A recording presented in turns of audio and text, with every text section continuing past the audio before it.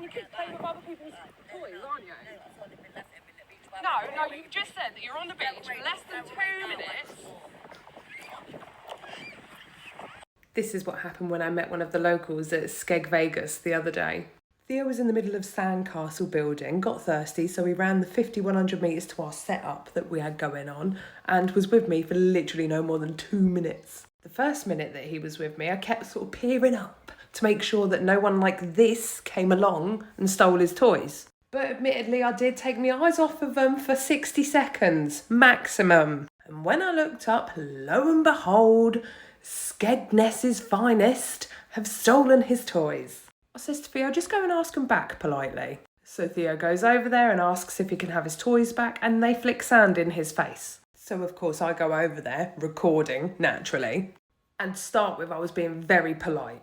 But when she said, walk away whilst you still can, I'm not gonna lie, she nearly got me there. I nearly took the bait. Because if there was ever a moment in the history of walking when I've not wanted to walk away, it was that moment in that point in time. I digress. It took everything in me to not point out to her that if she'd have spent her money on beach toys instead of fags and booze, her kids wouldn't have to steal my child's toys. But that would have been a very quick way to a physical altercation.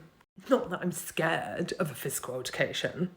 I'm well-armed, mate. It was more to do with the fact that there was like 3 children watching and other children on the beach. Not many, but a few, because it was quite late, about 6 in the evening. As I'm walking off with the toys, I hear her getting up off of the sand, offering me out for a fight, shouting across the beach at me as I'm walking away.